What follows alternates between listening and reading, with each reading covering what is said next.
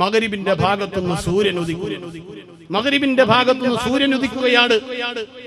തഹജ്ജുദ് നിസ്കരിക്കുന്ന മനുഷ്യൻ എഴുന്നേറ്റ് ഖുർആൻ ഓതി തഹജ്ജുദ് നിസ്കരിച്ചിട്ട് എന്നിട്ട് നേരം വെളുക്കുന്നില്ല, വീണ്ടും കിടന്നുറങ്ങി, വീണ്ടും തഹജ്ജുദ് നിസ്കരിക്കാനുള്ള നേരത്തെ ഉണരും, വീണ്ടും തഹജ്ജുദ് നിസ്കരിച്ചുകൊണ്ട് വീണ്ടും കിടന്നുറങ്ങും, എന്നിട്ട് നേരം വെളുക്കുന്നില്ല, വീണ്ടും എഴുന്നേറ്റ് തഹജ്ജുദ് നിസ്കരിച്ചിട്ട് വീണ്ടും ഖുർആൻ ഓതും. അങ്ങനെ 3 രാത്രിയുടെ ദൈർഘ്യമാകുന്ന രാത്രി അങ്ങോട്ട് പൊട്ടിപ്പുറപ്പെട്ടിട്ട് പ്രഭാതമാകുമ്പോൾ സൂര്യനതാ ഉദിക്കുന്നു. മിൻ മഗ്രിബിഹാ, പടിഞ്ഞാറ് ഭാഗത്തുനിന്ന് ഉദിച്ചു പതുക്കെ മെല്ലെ മെല്ലെ ഉയർന്ന് മധ്യഭാഗത്തേക്ക് എത്തും സൂര്യൻ. എന്നിട്ട് തിരിച്ചു വീണ്ടും പടിഞ്ഞാറ് ഭാഗത്തേക്ക് പോകുമെന്ന് വിശുദ്ധ പ്രവാചകൻ മുഹമ്മദ് മുസ്തഫ.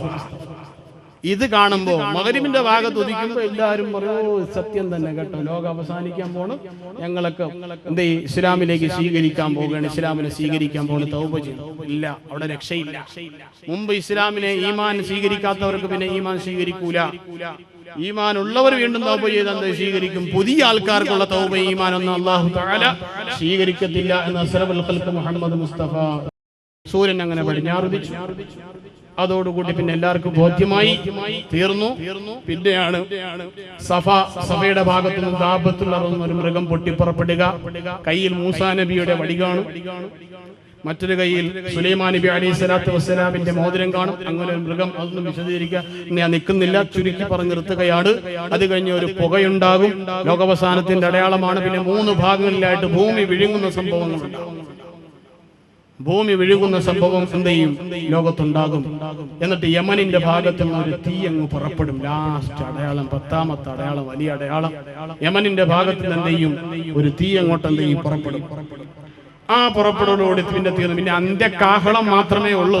നമ്മൾ വിചാരിച്ചിരിക്കുന്നതിന് കുറച്ച് ഇനി ഒരുപാടുണ്ട്. പടച്ചവന്റെ തീരുമാനം എപ്പോഴാണെന്ന് പറയാൻ പറ്റത്തില്ല. അതുകൊണ്ട് പറഞ്ഞതായ കാര്യങ്ങൾ കൊണ്ട് നല്ല രീതിയിൽ ആലോചിച്ച് ചിന്തിച്ച് ഇതിലേതെങ്കിലും ഒരു പ്രവർത്തനം, ഇതിൽ ഈ പറഞ്ഞതായ കാര്യങ്ങൾ ഞാൻ എന്തെങ്കിലും ഭാഗവാക്കുണ്ടോ ഉണ്ടെങ്കിൽ മാറി ചിന്തിക്കാനുള്ള സമയം അതിക്രമിച്ചിരിക്കും. ഞാൻ കാരണമായി ലോകാവസാനത്തിന് ഞാനൊരു കാരണമാകരുത് എന്നൊരു ചിന്ത എല്ലാവർക്കും ഉണ്ടാകുക.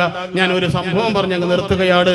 അസ്റഫുൽ ഖൽഖ് മുഹമ്മദ് മുസ്തഫ സല്ലല്ലാഹു അലൈഹി വസല്ലം തങ്ങൾ അടുക്കലേക്ക് വന്നുകൊണ്ട് ഒരാൾ ചോദിച്ചു, മത്തസ്സാഅ യാ റസൂലല്ലാഹ്, അല്ലാഹുവിന്റെ പ്രവാചകരെ, എന്നാണ് ലോകം അവസാനിക്കുക, എന്നാണ് ലോകം അവസാനിക്കുക എന്ന് പ്രവാചകനോട് ചോദിച്ചപ്പോൾ പ്രവാചകൻ തിരിച്ചു ചോദിച്ചത്,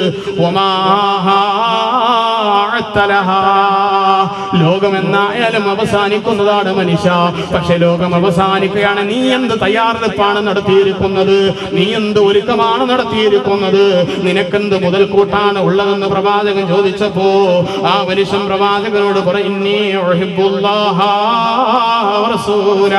ഞാൻ അല്ലാഹുവിനെ റസൂലിനെയും സ്നേഹിക്കുന്നു നബിയേ. കോട്ടപ്പയുടെ പേരിൽ ഒരുമിച്ചുകൂടി സദസ്സിൽ നിന്നുകൊണ്ട് പ്രഭാഷണം നടത്തുമ്പോ അല്ലാഹുവിനെ റസൂലിനെ സ്നേഹിച്ചുകൊണ്ട് പടച്ചതമ്പുരാൻ മരണപ്പെട്ട് 41 കൊല്ലം കഴിഞ്ഞിട്ടു നമ്മുടെ സ്മരണയിലേക്ക് കൊണ്ടുവരുന്ന അദ്ദേഹത്തിന്റെ ജീവിതം പടച്ചവന് വേണ്ടി മാറ്റിവെച്ചതാണെങ്കിൽ, അള്ളാന്റെ ഹബീബിനെ പ്രേമിച്ചുകൊണ്ട് കടന്നു പോയതാണെങ്കിൽ, ഹബീബിനെ സ്നേഹിക്കുന്നവരാണെങ്കിൽ, പ്രേമിക്കുന്നവരാണെങ്കിൽ, ഇസ്ലാമിന്റെ സനാതന മൂല്യങ്ങൾ സ്വീകരിച്ചുകൊണ്ട് ലോകാവസാനം സംഭവിക്കുന്നതിന് മുമ്പായുള്ള ആ അടയാളങ്ങൾ ഭാഗവാക്കാതെ നന്മയുമായി മുന്നോട്ട് പോകുക.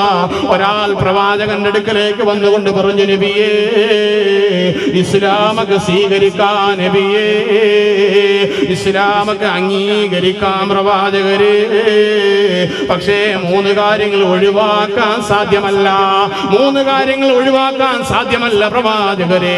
മദ്യപാനവും മോഷണവും വ്യഭിചാരവും ഒഴിവാക്കാൻ സാധ്യമല്ല. എനിക്ക് മദ്യപിക്കാതെ ജീവിക്കാൻ പറ്റൂല, ഞാൻ മോഷണം നടത്തും, വ്യഭിചരിക്കും, ഇത് 3 ഒഴിവാക്കാൻ സാധ്യമല്ല എന്ന് മഹാനായ പ്രവാചകനോട് പറഞ്ഞപ്പോ മഹാനായ അസ്റഫുൽ ഖൽഖ് മുഹമ്മദ് മുസ്തഫ സല്ലല്ലാഹു അലൈഹി വസല്ലമ തങ്ങൾ ആ സഹോദരനോട് പറഞ്ഞത്, കുഴപ്പമില്ല, നീ 3 ചെയ്തു, പക്ഷേ ഒരിക്കലും കള്ളം പറയരുത്. രസാവഹമാകുന്ന കാര്യമാണ്. പ്രവാചകൻ പറഞ്ഞു 3 ചെയ്തു, പക്ഷെ കള്ളം പറയരുത്.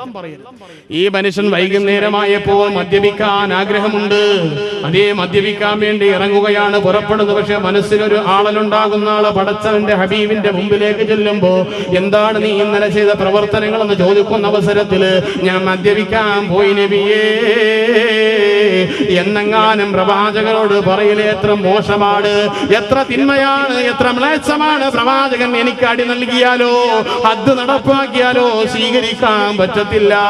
അതുകൊണ്ട് പ്രവാചകരോട് ഞാൻ മദ്യപിക്കാൻ പോയിട്ടില്ല എന്ന് കള്ളം പറയാനും പറ്റൂല. അള്ളാന്റെ ഹബീബിന് വാക്ക് കൊടുത്തതാ, അതുകൊണ്ട് മദ്യപാനം വേണ്ട. മോഷണം നടത്താനായിട്ട് രാത്രിയിലേക്ക് തക്കം പാർത്തിരിക്കുന്ന അവസരത്തില് മനസ്സിനോട് ഒരു ഇടിമിന്നൽ പോകുകയാണ്. പടച്ചവരെ, എന്റെ ഹബീബ് നാളെയെങ്ങാനും നിന്റെ രാത്രി എന്തായെന്ന് ജോലി എന്ന് ചോദിച്ചാ, ഹബീബെ ഞാൻ മോഷണത്തിന് പോയി എന്ന് പറഞ്ഞ എന്റെ വലത് കൈയല്ലേ പ്രവാചകം വെട്ടുക, അതുകൊണ്ടത് പറയാൻ സാധ്യമല്ല. ഇന്ന് ഞാൻ മോഷണത്തിന് പോയില്ല എന്ന് പറഞ്ഞാലോ പ്രവാചകന് കൊടുത്ത വാഗ്ദാനം അതാ ഞാൻ ലംഘിക്കയാട്, അതുകൊണ്ട് കള്ളം പറയാൻ സാധ്യമല്ല.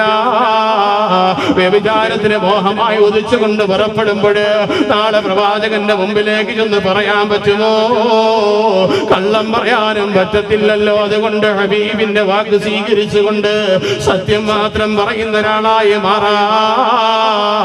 ആ സഹോദരൻ തൻ തുനിഞ്ഞപ്പോ, അതിനു വേണ്ടിയുള്ള ശ്രമകരമാകുന്ന കാര്യങ്ങൾ ചെയ്തപ്പോ വ്യഭിചാരത്തിനും മദ്യപാനത്തിനും മോശനത്തിന് പിന്മാറുകയാണ്. അവസാനം ഇസ്ലാമികമാകുന്ന ജീവിതം നയിച്ചുകൊണ്ട് അള്ളാന്റെ ഹബീബിനെ പ്രേമിച്ചുകൊണ്ട് പടച്ചവനെ ആരാധിച്ചുകൊണ്ട് ഇസ്ലാമിന്റെ മൂല്യങ്ങളെ സ്വീകരിച്ചുകൊണ്ട് ജീവിതത്തിലേക്ക് മുന്നോട്ട് പോയെങ്കിൽ എന്റെ പ്രിയപ്പെട്ട സഹോദരന്മാരെ, സഹോദരിമാരെ, ഈ ഉള്ളവനിതാ പ്രവാസനം നിർത്തുകയാണ്. അന്ത്യനാളിന്റെ അടയാളം എന്ന രീതിയിൽ എന്നാൽ കഴിയുന്ന കുറച്ച് അടയാളങ്ങൾ സമയോചിതമായി ഉണർത്തിയിട്ടേ ഉള്ളൂ. വിശാലമായൊന്നും ഞാൻ ചർച്ച ചെയ്തിട്ടില്ല. എല്ലാ അടയാളങ്ങളും നിങ്ങൾ മനസ്സിലേക്ക് മുദ്രങ്ങ് വെക്കുക.